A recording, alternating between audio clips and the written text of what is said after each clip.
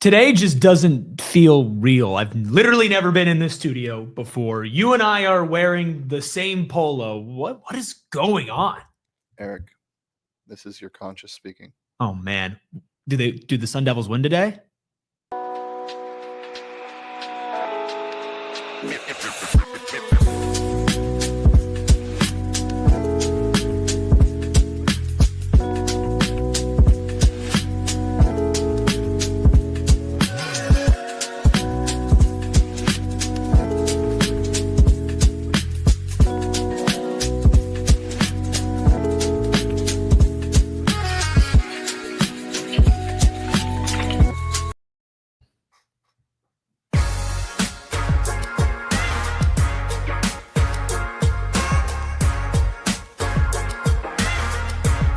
Happy game day and welcome into the PHNX Sun Devils pregame show. Of course, presented by Branded Bills. Make sure you head to brandedbills.com and use that code BBPHNX for 15% off your first order. Of course, we are here in Studio K, presented by Circle K. Guys, make sure you join Inner Circle for free, okay? I'm Anthony Totri. This guy next to me, he's Sensitive Sally. We got the Jelly Man behind the Mac making all of the magic happen. Hit that like button, hit the subscribe button, and drop a 5-star review wherever you get your podcast. Rubus, about 30 minutes till kickoff between number 24 Arizona State and the 6-1 Houston Cougars. How are we feeling? How are the vibes? Can you guys hear us? Hello? Hello? Hello? Yeah, One, two, three. This one coming through clearly. If you know, you know. I will say we're checking, we're good. Okay.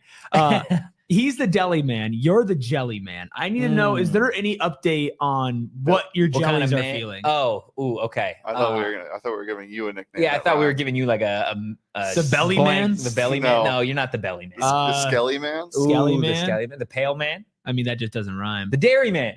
That doesn't rhyme either. It has to be Ellie. Yeah, it's gotta be Ellie. Ellie. We can workshop this maybe the on the telly on the man, because I'm on your telly. Well, some of your tellies, some of your phones. Anyway, a jelly update. Update. Have you felt anything in your jellies about today's game? I haven't felt anything about today's game. I think it's honestly it's better than what I was feeling the day before. The day before I was feeling more maybe tummy issues. You're net neutral jelly. Yeah. My jellies are neutral right now. Your jellies were on the injury report. Yeah. Look, man, when the jellies are speaking, when they're talking, you listen. Right now, the jellies have nothing to say about this game between Houston and Arizona State. I'm not necessarily taking that as a bad sign. My jellies told me Arizona State was going to beat Texas Tech. We listened, right? When they say nothing, it doesn't mean it's time to panic. Your jellies didn't have to tell you they were going to beat NAU. No, they didn't. They didn't. So, we didn't do. I wish we did a jelly check all season. Jelly check all season, honestly, because I'd like to. You would have worn out. The jellies would have been worn out. Get the record on what the jellies say and what they don't say. Well, at least as of late, they're undefeated. As of late. They are 1-0 in the recent weeks. It's huge. Yeah. What I will say, jellies feel good that the player availability report looks the way it does. Prince Dorba the other day upgraded from doubtful to questionable. That's good. I've heard some good things as it relates to Dorba's availability for today's game. Not sure what the actual playing time will look like if Dorba is able to go. We know Jordan Crook, Boogie Wilson, Miles Rouser, and a number of other Arizona State Sun Devils listed as either questionable or probable for this game. And I know we discussed it a lot throughout the week about getting players back. Regardless, I think when we're looking at this matchup, it's going to be a lot on some of those younger guys to step up at a bunch of key positions. It was the same way against Texas Tech, right? Especially on that offensive line. Now, I mean, for everybody who is watching this live, we appreciate you, but this is pre-recorded, right? Yeah. So the final injury say, I'll probably be in the comment section here. We could talk about it, but we don't have final say on what's been going on, or at least who's going to be playing and who's not going to be playing. But that's kind of been the calling card with this team, is that when somebody goes down, somebody else has to step up. And it's no different this week. And look, I mean, Houston is a good team, right? Now, is Houston Texas Tech? No. I think even you look ahead to next week, is Houston Iowa State? I would probably not say no, right? But Houston is certainly a hashtag Willie Frisky team, right? Because they can go out there and they have a lot to prove. And they'll Willie Frisky. But I hate that I just did that. But they have a lot to prove, and Arizona State's going to have to rely on some young guys that either stepped up against Tech or haven't had really a chance to get in there yet. And I have faith. Like, I think that they could do that. I feel like if we're looking at it from a farm system perspective, it feels like Arizona State has had guys in the farm all season, right? And they've been working with that for the last couple of seasons. You've seen guys, okay, you're stepping up, you're getting into that role. I think this season you look at like Rodney Bimage as kind of that guy that's slowly been integrated more and more and more. I feel like each position room has had a guy like that. And so I'm excited to see who steps up. But at the end of the day, Totri, Sam Leavitt, and whoever is going to be wide receiver 1. Is it going to be Jaron Hamilton? Yeah. Is it going to be Derek Eusebio? Is it going to be #our guy? No. Is Jalen your guy? Is Jalen Moss don't put me in that conversation. He's your guy. #our guy. Rubus's guy. I've had a table to smack on. I know Shane really loves that. That's your guy. Don't get it our twisted. Guy. Everybody's guy. Collectively, PHNX Sun Devils guy, Malik McClain. Nope. Want nothing to do with it. He's gonna catch a you already said 60-yard bomb. You said he's catching 2 touchdowns today. No, I didn't say that. Yeah, you did. You said that on. I totally you said that on Wednesday. I said what I said is Jaron Hamilton 38-yard touchdown in the first quarter. You're right. I did not say Malik McClain catches 2 touchdowns. You did. You 100%. Pull the tape on that one. Okay, we will 100%. You know what? The tape on I'll double, triple down. 3 touchdowns. There you for go. Malik there McClain. it is. 100%. He's gonna have over a century yards, and 100 yards, he's gonna catch 3 touchdowns. Wow. Okay. Yeah. I'll 3 touchdowns. You gonna fade that? And 100 yards. I will go mustache buzz cut. If Malik McClain pulls off 100 yards and 3 touchdowns today. Sweet. No doubt. No downside for me. Yeah, none. I'm willing to put it on the line there. Buzz cut mustache would be awesome. It would be a crazy be combination. Crazy My combination. jellies are telling me that would be awesome. Yeah, I guess we'll see what happens. One player I'm really looking forward to seeing today is Zechariah Sample. Somebody that we've seen a lot of in practice over the last several weeks, even dating back to spring ball. Somebody that has shown flashes, I think even going back to last week against Texas Tech, showed flashes when it comes to special teams.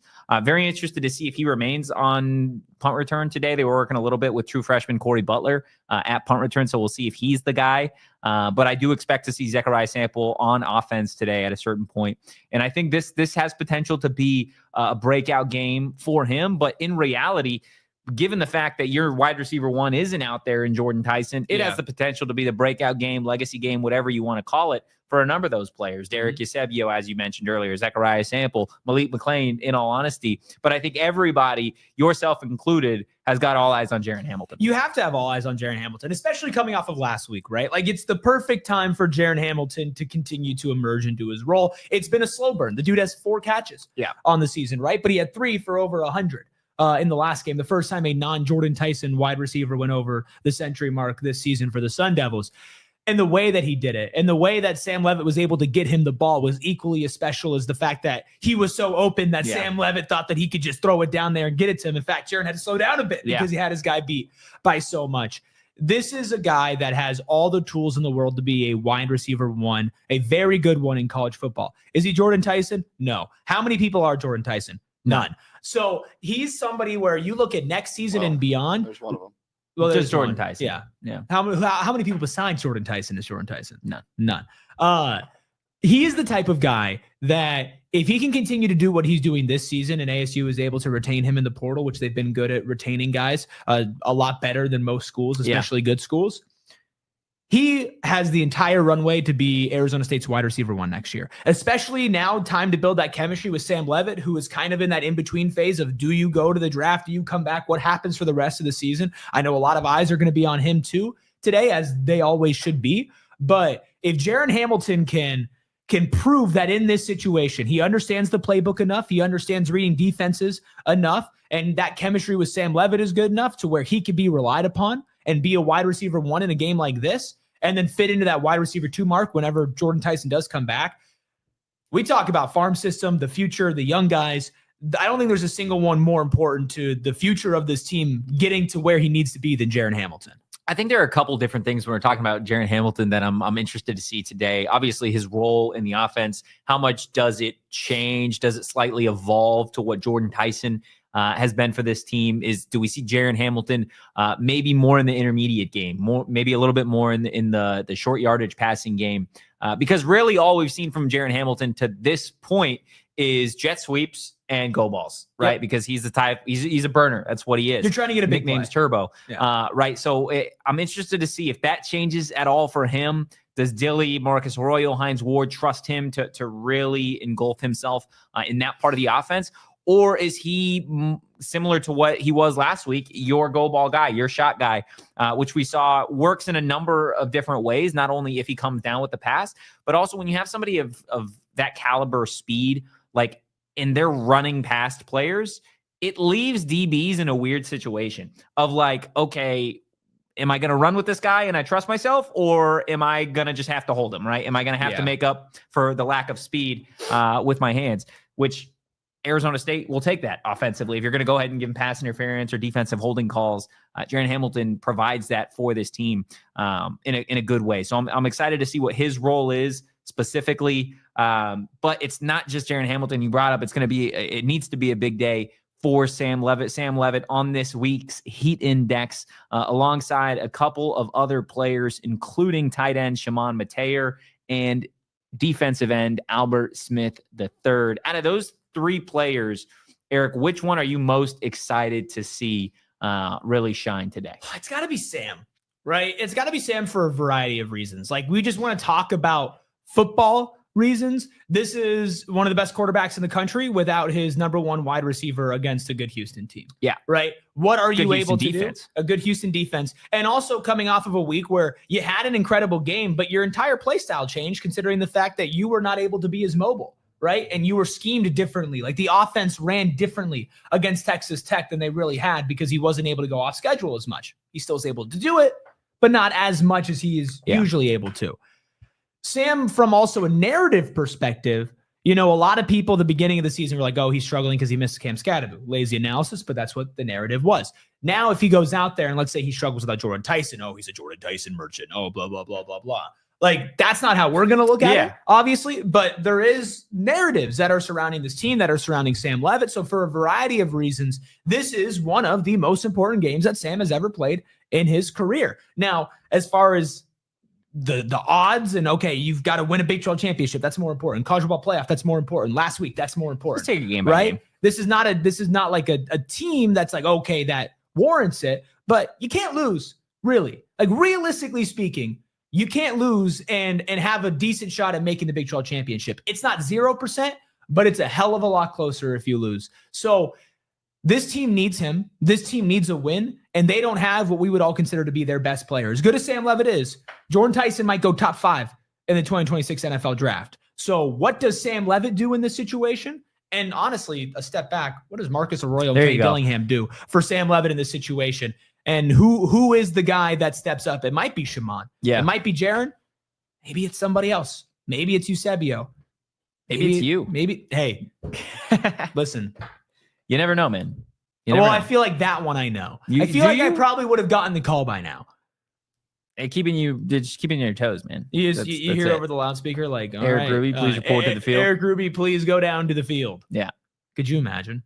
No, actually, I couldn't. How awesome would that be? I could not imagine. It'd be so great for the content. It would be great for content. I just put a helmet on. I'm wearing my jeans and my polo, and I just got the helmet on. That would be elite level stuff. And I'm lining up. I'm checking with the ref, even though I'm offsides. He says, "Yeah, you're good. You're good to go. Like, all right, let's go."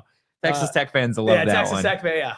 I think you bring up a really, really good point that I'm glad you brought up as it relates to Marcus Arroyo and Kenny Dillingham, simply because so early on in this season there was comments about Sam. There was comments about the offense and the playmakers not really making plays outside of Jordan Tyson. And say what you want about the players, right? They're obviously out there, but how many times did we hear Kenny Dillingham, Marcus Arroyo say, we didn't set up Sam to succeed? Yep. Well, we're past the midway point in the season. You don't have your number one playmaker on offense. You just have QB1 and a bunch of other guys, right? Really talented players, but none that have produced the way that Jordan Tyson has at the wide receiver position. So let's see it. Let's see how Marcus Arroyo and Kenny Dillingham have prepared Sam Leavitt for this moment, how they've set him up with this offensive game plan this week. And hopefully, just maybe, it'll look like our Sparkies to victory. This is what I think Arizona State needs to do to get the dub over Houston. Starting with an easy one here, Erik. Don't get cute. When you're in the red zone, just run the football. Dude, just let Sam score. Please, score. for the love of God, Just score in the red zone. This is not the type of game that I think Arizona State needs to pull off the trick plays or the getting cute on fourth down. And it just keep it simple. Play your brand of football. That is key here, is play your brand of Arizona State football. And I think it will be as simple as that. But I could see a world where if this team gets behind the sticks, they try and get cute on 3rd and long, and just doing things that this team doesn't really mesh well with from an identity perspective. Well, and especially when you're missing so many key guys, right? Like your 2 most important players on offense are out. Ben Coleman out for the season, right? And Jordan Tyson is out for this game. Obviously, Sam Leavitt's in there, but he's playing. 2 of what we would say going into this season, the 2 top 3 players on your offense as far as importance and impact goes are gone. Getting cute sometimes is when your back is against the wall, and sometimes is when you feel like you've got the options to do so. You quite simply do not have the options to Don't do get so cute, man. You can't. No, you can't do it. Also, like, look, man. Key 2, which is get Raleek involved. I think that goes very, very well with key 1, which is don't get cute. This might need to be the Raleek Brown game. Yeah, I know he's not on Heat Index. I know it's 15 minutes in, and we just started talking about him, but realistically speaking, the second best player on offense is Raleek Brown as a skill guy, as a skill guy right now. Like, I mean, even just overall, like Sam is the best player on offense. Today, Raleek Brown is the second best player, 100%. right? So you look at Raleek as a receiver, as a runner, and as a guy who has the potential to pull off a 70-yard play, a 30-yard play, and has shown his ability to run through the tackles and pick up a couple yards just through some physicality as well.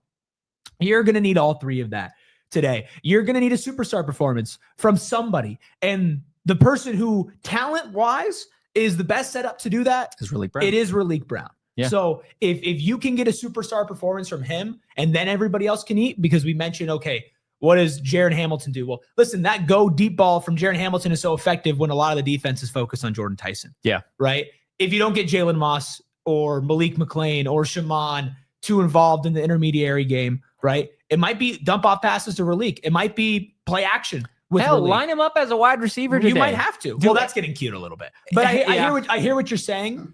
I hear what you're saying, where it's like he does have the wide receiver chops. That's cute. It's too much. Hey, don't get cute. Get ugly. Don't get cute. Get ugly. But I will say, like, you need somebody else besides Sam and Jaron to be a focus on the defense in order to get the full Jaron Hamilton experience today. Yeah, I agree. I think Raleek Brown needs to be a focal point in this offense, on the ground, through the air, every which way. Raleek Brown should have no fewer than 20 touches today if Arizona State wants to beat Houston. And then finally, we brought it up a little bit earlier as it related to the wide receivers, but our final key to victory is the young bucks. The young players on this roster need to step up. Somebody do this for me. Write down these names, and we could talk about them individually on the post-game show on how they perform, because these are guys I expect to be involved today as it relates to Arizona State offensively, defensively, that are relatively young. Starting with Martell Hughes, somebody that has been an absolute dog when this team has needed him, leads the team in INTs to this point in the season. Expect Martell Hughes to play a big role for this Arizona State defense. Albert Smith is somebody that was on this week's Heat Index, somebody that if Prince Dorba isn't able to go, or if he is limited, I would expect Albert Smith to play a rotational role with Elijah O'Neal at a certain point. Zechariah Sample, I know we talked about him a little bit earlier. Him and Derek Eusebio kind of fall in this role. Somebody is going to need to step up offensively, potentially these 2 young wide receivers. And then Demarius Man Robinson. Still no Kyson Brown. Kanye Udo's role in this offense has been a big question mark all season long. Demarius Man Robinson may have already passed Kanye Udo in the running back room in terms of the rotation. Expect to see a heavy dose of him, especially with Raleek Brown expected to have a lot of carries, potentially a lot of catches as well. When he needs a break, I'd expect Man to be in there as well. So those players for me are must watches. I'd also maybe throw in Kyan McDonald, depending on what the safety room looks like today. If Boogie and or Ghost Rouser aren't able to go, expect to see him and potentially a rotation with Montana Warren, again, depending on the availability of the safeties. But you need those young players to step up today. I wrote all those down, so we will revisit those in postgame. Let's talk about Kanye Udo a little bit. Has he been banished to the Jalen Moss shadow realm? He hasn't been banished to the It's just the shadow weird. realm. Is it not a little weird? I think he's been passed. Sure. in the running back room. Is that not a little weird? Potentially, but I think it depends how you look at it. It can look a little weird, but it also could be a nod to Man for where he's at. Yeah, it's not like, but like Man got one touch. He'll get more than one touch today. Well, yeah, I mean, because you kind of need him to, but like I still feel like there's a beneficial football player to this team in Kanye Udo. I just don't know about the fit, man. I don't know. But what about the fit? Right? Like you say that, but what about look at Kenny Dillingham's running backs over the years? Sure. Cam Scatteraboo. Yep. Dual threat guy, can catch, can run, can block. Yep. Right? Bucky Irvin can catch, can run, can block. You look at Raleek Brown, can catch, can run, can block. Right? Specifically, though, Kanye Udo wasn't necessarily asked to do those things at his previous school. I know he rushed for over 1,000 yards, 10+ touchdowns. He is a bully back. He's a type of goal line, short yardage. You're going to give him the ball, you need a yard, and he can do it. Goal line, short yardage. Huh. Yeah. But the issue with that is I don't think Kanye Udo is not like Brandon Jacobs, right? Where like he's in the game and he's getting the ball and you just can't do anything about it, right? Sure. You're going to load the box and you're going to try and stop Kanye Udo, which at this point in the season, teams have done when he's been given the ball in short yardage situations outside of Mississippi State. So I think in terms of the flexibility of the offense, I think having more of a traditional scat back look has been beneficial to this offense. It's what Marcus Arroyo is maybe used to. It's definitely what Kenny Dillingham's offenses are used to. We'll see if that changes today. We'll see what the rest of the season looks like for Kanye. I mean, yeah, it feels like if he hasn't been getting these touches with Kyson out, then realistically, what does it look like? But I just, it's unfortunate, right? Yeah. It's unfortunate because I think both of us were believers in what Kanye Udo could do. And we did feel like this would be a 3-headed running back room. And obviously, like Raleek Brown's been so good that even if everybody was healthy and getting touches, he would still be running back. RB1, yeah. And we were talking about that through the first couple weeks of the season, but beyond that, the running back room has not been exactly what we expected it to be. I am excited about Man, though. He did get that one touch, and he looked fine with the one touch that he got. I think he had like 5 yards. He's got some juice to him. He definitely, he pops. He is Raleek-esque. He is very Raleek-esque. I'm not ready to say he's Raleek Brown. I hope not, because if he was, that would be really great for us. He has got that level of juice to him. Yeah. But I think, before we get to predictions, I think, this is a big game for you. Because the last couple of weeks, you've had X Factors. I had Shaman as my X Factor last week, and that went fine. Thank you very much. Went fine. He broke somebody's ankle. I'm ready for somebody to be an X Factor that you call an X Factor. I would say it went well. Yeah. Was Shaman an X Factor? Shaman had a good game. Do you think Shaman was an X Factor? No, he wasn't an X Factor, but his X Factors are now trending up. That's good. So my jellies are working now. Today's X Factor. Today's X Factor has no downside for me, baby. The Shadow Realm. The guy that we don't even have an actual game photo of him. Give me Jalen Moss. I'll get some of him today. Give me Jalen Moss. There were 2 pictures of him actually playing in the game, and they were both somehow worse than this photo, which is very bad of him. Jalen Moss. He looks scared to be. Here's my thing. My thing is, I don't know how much worse it could get. So, you can't really. I wouldn't say that. Can't really curse somebody that hasn't. You put a lot of bad omens out there, man. A lot of bad omens. No, this is the game. This is the game. Jalen Moss. McLean's getting 3 touchdowns for 100. Jalen Moss is getting 5 catches for 75. Jared Hamilton's going for a 38-yard touchdown. And Jordan Tyson is going to play somehow. So what I'm hearing is Sam's going to have a great day. No, it's going to be Sims. No. Okay. I think Jalen Moss is going to do. I think Jalen Moss is going to do something. I don't know what it is. He's going to do something. Okay. Hopefully that's something. We're going to look at each other and go like Jalen Moss. Okay. That's my bar. I hope so. I hope so, man. I hope so. I have a higher bar for my X Factor, and that is, of course, Raleek Brown. We've talked about him pretty much throughout the show. He is somebody that needs to fill the void offensively, whether that be on the ground, through the air, any which way. He needs to be a special player, and big-time players make big-time plays at big-time moments, and Raleek Brown needs to be that guy for Arizona State if they are going to beat a fiery Houston team, a team that people have disrespected all week long, all season long. Don't sleep on the Cougars, man. No. This is a team that's got a solid run game themselves. They've got a solid defense, and they know that nobody's picking them today. They know that they are the underdogs. They got nothing to lose here.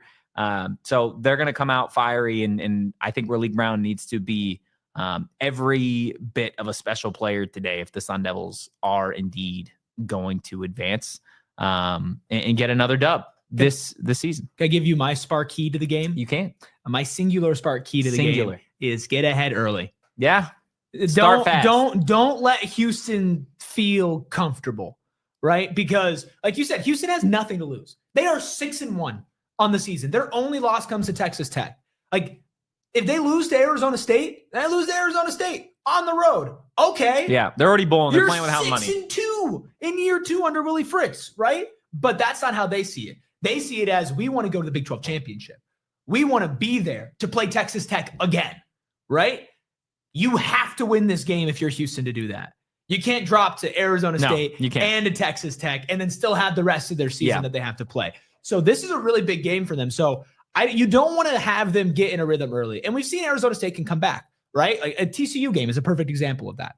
But we saw what happened when Arizona State got out to a even small early lead against Texas Tech. Yeah. You completely took Tech out of their game. The defense was able to play so much more comfortably, right? Even if it's just going up by a field goal on your first possession or getting a stop and letting your offense take some time off the clock. Like, you can't let Houston get in a rhythm early, because we have seen teams get in their rhythm against Arizona State multiple times this season. Yeah. And once somebody's in a rhythm, it's not impossible to take them out, but it certainly gets a lot harder. Houston's playing with confidence, man. And Houston has shown that they can put points on the board quickly. Now, they can give them up quickly as well, but these close games, they've found a way to win. Granted, the opponents have sucked. It's been, Oregon State and Arizona, but they still won those games. And we saw last year with Arizona State, there's a testament to teams that find a way to win those games that are close. Yeah, so 1,000%. I think it's important for you to get ahead and control the game. Also, we can't do this pregame show without mentioning yet another sellout at Mountain America Stadium. 5 straight 120 decibels at the Texas Tech Arizona State game. Loud. I don't know if you're going to get to that today, but get close. Yeah. It's a raucous environment. Again, Sam Leavitt has never lost at Mountain America Stadium. That's his house, man. That's his house. It's not a jinx. What? Don't Really? even throw it out there. No, I'm not saying it's a jinx. I'm like, he hasn't lost? Sam Leavitt. No, he's never lost, man. I hate you, Shane. Hit the like button, hit the subscribe button, and drop a 5-star review wherever you get your podcast. Rubus, who's winning today? Our stylist. No, Arizona State is winning 31-21. I'm a little bit more confident than you. Yeah, 3 Malik McLean touchdowns, a Jaron Hamilton touchdown, and a field goal is all it takes to get the job done. I've got Arizona State winning this one 23-17. Sam's only going to have 1 passing touchdown today. No idea who it's going to go to. Ralik's going to have a touchdown. And then Jesus Gomez, congratulations, 3 field goals, probably Big 12 special teams player of the week. Again, 23-17. Deli Man, order up. What do we got? I'll one up you. As I said, I think I said 31-17, but the last touchdown comes late, just kind of a put away touchdown, close the whole game. One of those touchdowns, though, one of the 4 touchdowns ASU scores, punt return. Whoa! Okay. Butler or Sample? Sample. Okay, I'm here for it, guys. Let us know in the chat, or just maybe a kick return. Special teams is stepping up today. Special teams tutty. I'm here for it. Big special teams game today. Kenny said he's going to get it fixed. Yeah, I'm here for what special teams looks like. Guys, let us know in the comments who you think is coming out on top. What is the final score? Kickoff is right around the corner, and we will see you guys for a PHNX Sun Devils post-game show. If you enjoyed today's content, want more, make sure you follow the show on social at PHNX_Sun Devils. You can follow me at Anthony_Totri. You can follow Sensitive Sally here at Eric Ruby. That's Eric with a K. You can follow the Deli Man at Shane D. Feeling into my jellies as always. And we'll see you guys post-game. In the meantime, go Devils. Peace. We all silly like the mayor.